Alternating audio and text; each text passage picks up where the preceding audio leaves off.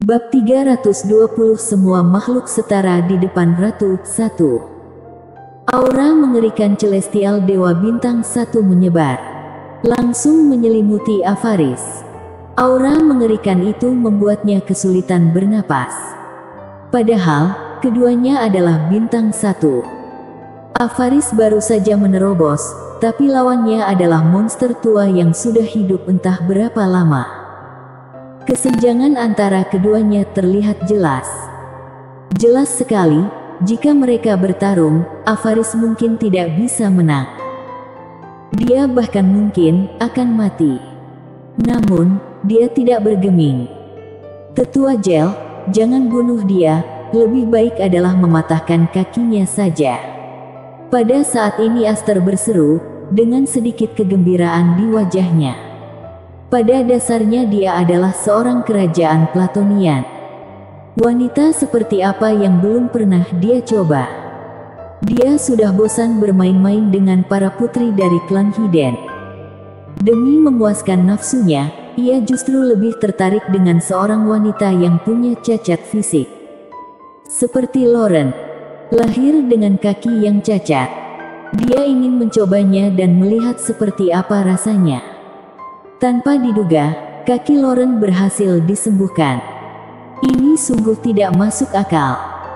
Avaris juga merupakan anggota kerajaan Platonian, jadi tidak mudah untuk memprovokasi Avaris. Namun, karena Avaris yang memulia, maka dia pantas menerimanya. Dikatakan bahwa ini adalah talenta terbaik yang lahir 100 tahun yang lalu. Jika bukan karena sebuah kecelakaan, mungkin itu sudah menjadi eksistensi menakutkan dengan tingkat celestial Omega. Tapi Avaris dapat dikatakan merupakan lawan terbaik yang pernah dia temui. Kuncinya adalah dia baru berusia 16 tahun. Andai saja punya hubungan mendalam dengan kecantikan kelas atas ini. Bukankah itu indah? Terutama sepasang kaki Avaris, meski tidak panjang, namun sangat proporsional, bersih dan tanpa cacat, dengan kulit putih lembut seperti bayi yang baru lahir, yang membuat jantungnya berdebar-debar. Lagi pula, Avaris tidak pernah terpapar matahari selama 100 tahun, kulit Avaris lebih baik daripada kulit wanita lain. Lalu, jika sepasang kaki itu patah, nafsunya akan terpuaskan. Memikirkan hal itu, Aster merasa sedikit bersemangat. Melihat ekspresi bersemangat Aster, ekspresi Lauren sedikit membeku. Dia sepertinya mengerti kenapa Aster menyukainya. Orang ini sama sekali tidak menyukai pribadi Lauren, tapi suka dengan kakinya yang cacat. Benar-benar gila. Sayangnya bagi Lauren, eksistensi seperti Aster ibarat raksasa yang menjulang di langit, tidak bisa digoyahkan. Lauren bahkan tidak memiliki keberanian untuk melawan. Bagaimanapun juga, Avaris memiliki kekuatan celestial dewa. Meski hanya celestial dewa bintang 1, oke. Tetua Gel merespons secara langsung.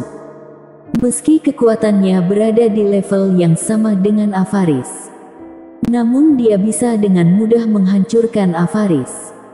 Tapi, tidak mungkin mencapainya secara instan. Bagaimanapun, tidak ada perbedaan besar antara kekuatan mereka. Keduanya akhirnya saling menyerang. Nak, kita lihat siapa yang bisa menyelamatkanmu sekarang. Aster tersenyum jahat. Menurutnya, pendukung Devan pasti adalah Avaris. Beraninya Avaris melawan klan Agnea. Pada saat ini, 5 master istana semuanya seakan mati rasa. Mereka tidak pernah menyangka situasinya akan berkembang hingga saat ini. Namun, sekarang sesudah menjadi seperti ini, mereka tidak mungkin lagi melarikan diri. Sialan, Imelda tiba-tiba maju dan berdiri bersama Devan. Beberapa master istana lainnya juga mengikuti. Mungkin mereka akan benar-benar akan mati di sini. Tapi kematian pun lebih baik daripada terhina. Mereka juga adalah pengawal pribadi Ratu. Ratu dihina, mereka harus menjadi orang pertama yang berdiri membela. Namun menghadapi penindasan dari kerajaan Platonian, mereka ragu-ragu. Tapi kini, mereka tidak lagi akan jadi pengecut. Sekelompok semut tetaplah semut. Aster menghina setelah melihat 5 master istana berdiri. 5 master istana dalam dapat mendominasi dunia luar. Namun di hadapan klan Hiden, mereka hanyalah anjing yang bisa disembelih dengan mudah. Sekalipun sudah membuat terobosan dalam kekuatan, mereka tetaplah semut. Dia sendiri bisa membunuh mereka semua. Aster sama sekali tidak menganggap serius master istana. Dia bergegas menuju Devan. Aster sudah memutuskan untuk tidak membunuh Devan secara langsung. Dia ingin Devan mati secara perlahan. Tentu saja Devan harusnya mampu menahan pukulannya. Tubuh yang melesat langsung terbungkus dalam bola merah menyala. Secepat bintang jatuh. Sebelum serangan datang, kelima master istana menjadi pucat. Mengerikan. Ini bukanlah kekuatan yang bisa mereka lawan. Lawannya adalah Celestial sempurna bintang 8. Di antara mereka, hanya Tetua Sloty dan Imelda yang berhasil menembus Celestial sempurna bintang 1. Perbedaannya seperti langit dan bumi. Meteor itu langsung menghantam Devan. Jika tidak ada yang menghalangi, Devan akan langsung mati menjadi kabut darah. Tidak, bahkan langsung dihempaskan ke dalam ketiadaan. Namun, saat meteor tersebut hendak menghantam Devan, dia langsung terbang muncul dengan lebih cepat. Saat ini, Avaris sudah bertarung melawan Tetua Gel berkali-kali. Jelas sekali, pengalaman bertempur dan kendali Tetua Gel atas kekuatan Celestial Dewa jauh melebihi Avaris. Hanya beberapa serangan, Avaris sudah berada dalam posisi yang kurang menguntungkan. Dipukul oleh telapak tangan di bahu. Meski telapak tangan itu tampak ringan, rasanya seperti ditabrak kereta api. Avaris merasa tulangnya retak. Sudut mulutnya mengeluarkan darah. Benar saja, Celestial Dewa yang sudah berpengalaman tidak mudah dikalahkan. Yang harus diketahui cakra Magnoran adalah jenis cakra sejati yang sangat mendominasi. Jauh lebih kuat dari cakra biasa. Namun hal ini tidak bisa menutupi kesenjangan di antara keduanya. Apa Avaris akan kalah? Ekspresi sedih muncul di mata Avaris. Jika dia kalah, mungkin seluruh klan Joran akan terkena imbasnya. Devan, aku berhutang budi padamu, aku akan membayarmu kembali. Avaris memuntahkan seteguk darah. Saat berikutnya, dia terpental lagi. Di saat yang sama, meteor juga membombardir. Lubang besar di dinding langsung muncul akibat ledakan. Kemudian, tanah terbelah menjadi jurang yang sangat dalam. Orang-orang sama sekali tidak tahu apa yang sedang terjadi. Ketika bereaksi, dia tiba-tiba menyadari bahwa meteor itu sudah berjarak puluhan meter dari ruang makan. Bersambung. Bab 320 Semua makhluk setara di depan Ratu 2. Melihat kemana bintang jatuh itu mendarat, mereka semua terbelalak. Tampak Devan meremas leher Aster seperti memegang ayam. Devan lebih kuat dari Celestial sempurna bintang 8. Ekspresi tidak percaya muncul di mata indah Avaris. Meski dia tahu kalau Devan mungkin sangat kuat, tapi dia tidak pernah melihat Devan bertarung. Dari cerita orang-orang klan Joran, Devan mungkin memiliki kekuatan Celestial sempurna bintang 7 atau 8. Tapi ketika menghadapi serangan Aster, Devan bisa langsung menang. Mengerikan sekali. Yang harus disadari, klan Agneya adalah anggota kerajaan Platonia. Seni bela diri kerajaan Platonian pasti luar biasa. Namun, ternyata Aster tidak bisa menghentikan Devan. Nak, beraninya kamu menyakiti Tuan Muda Aster. Wajah lelaki tua itu tiba-tiba menjadi sangat muram ketika dia hendak membunuh Avaris. Menyakitinya. Aku akan membunuhnya, ejek Devan. Kamu tidak bisa membunuhku. Dengan kemampuan dokter di klan Agneya, bahkan jika kamu menghancurkan hatiku, mereka masih bisa menyelamatkan aku.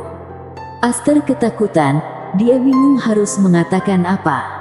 Oh, bagaimana dengan ini? Mulut Devan meringkuk saat mengatakan ini, kemudian meremas telapak tangannya dengan ringan. Boom! Terdengar suara ledakan. Aster meledak menjadi kabut darah.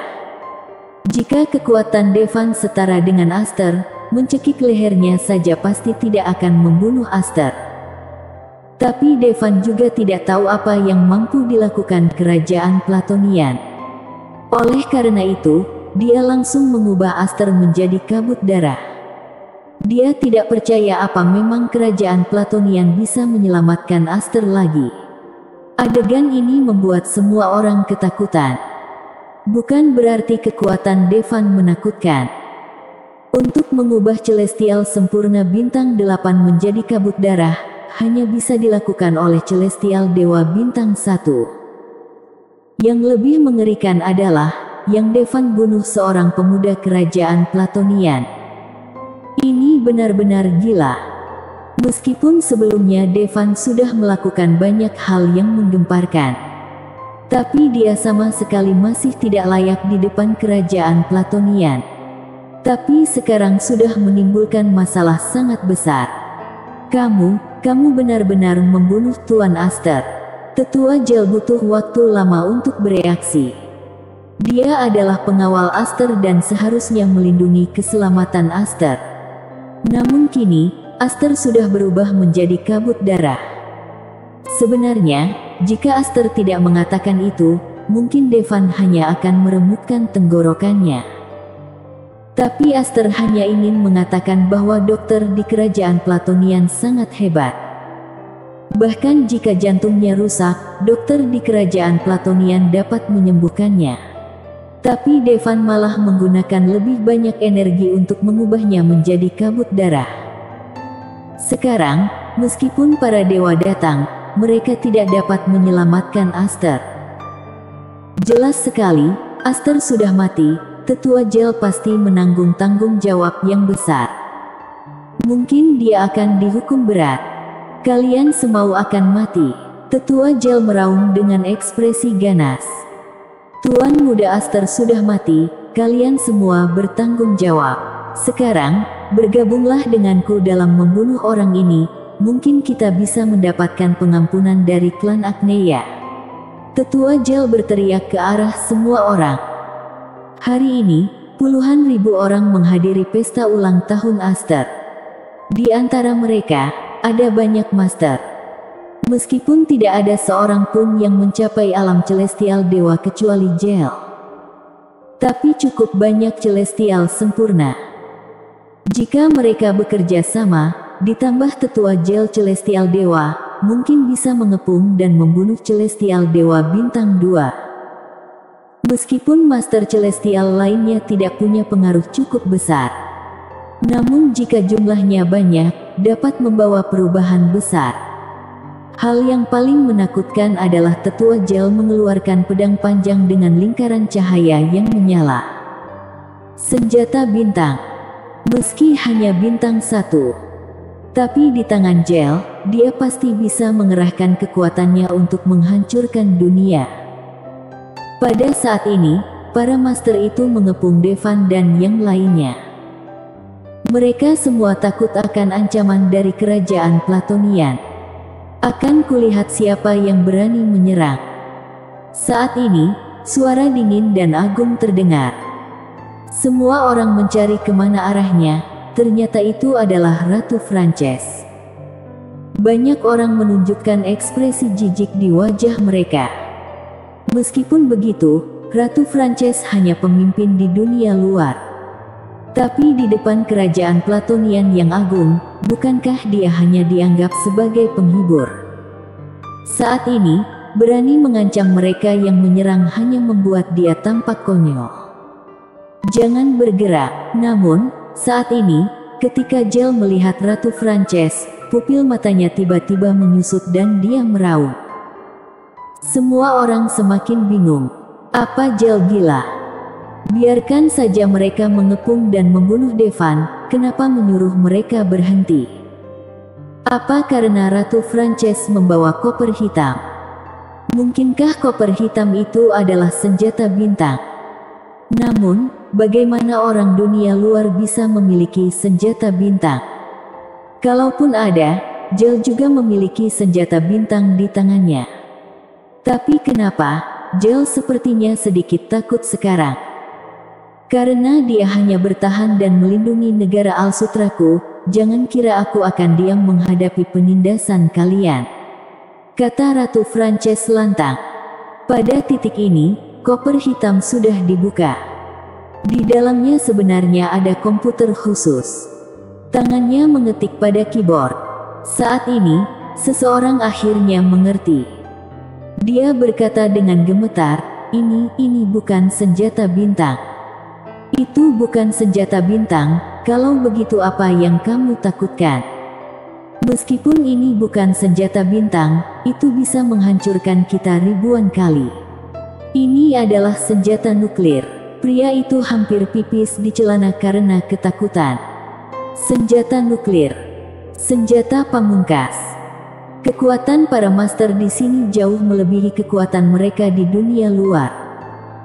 Tapi kenapa mereka tidak bisa mengendalikan dunia? Banyak orang berpikir bahwa mereka tidak peduli dan meremehkan persaingan mendapatkan sumber daya duniawi. Namun nyatanya mereka takut, tidak berani berselisih total dengan dunia luar. Alasannya sangat sederhana, karena dunia luar punya senjata pamungkas yang akan menyamaratakan semua orang. Nuklir. Ini adalah senjata mengerikan yang bisa menghancurkan dunia. Tidak peduli seberapa kuat seorang master, mereka semua akan musnah di hadapannya. Tentu saja, senjata nuklir tidak akan digunakan dengan begitu saja. Secara khusus, mereka tidak akan diluncurkan di dalam wilayahnya sendiri. Oleh karena itu, Ratu tidak pernah mengancam klan Hiden manapun dengan senjata nuklir. Namun kali ini, dia merasakan firasat buruk. Jadi, dia membawa koper pengendali nuklir. Mendengar kata senjata nuklir, tiba-tiba hati semua orang menciut. Tentu saja, mereka yang sudah sekolah akan tahu betapa menakutkannya benda ini. Benda ini sudah digunakan ke dalam pertarungan sungguhan satu kali. Saat itu, ada 2 bom yang diluncurkan. Yang satu kekuatannya setara dengan 15.000 ton. Dan yang kedua setara dengan 21.000 ton. Ini hanyalah sebuah benda kecil dengan diameter 1-2 meter dan panjang hanya beberapa meter. Tapi benar-benar bisa menghancurkan sebuah kota dalam sekejap. Lebih dari 20.000 orang hilang begitu saja. Pada akhirnya, setidaknya lebih dari 200.000 orang tewas. Inilah kengerian senjata nuklir.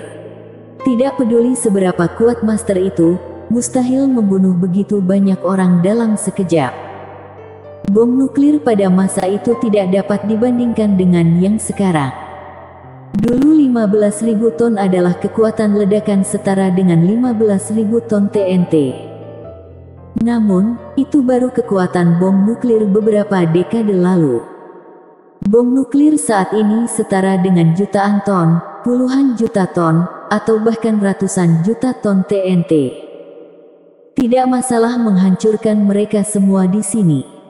Sesudah diluncurkan, semua makhluk akan setara. Tidak peduli master tingkat apa, semua akan musnah.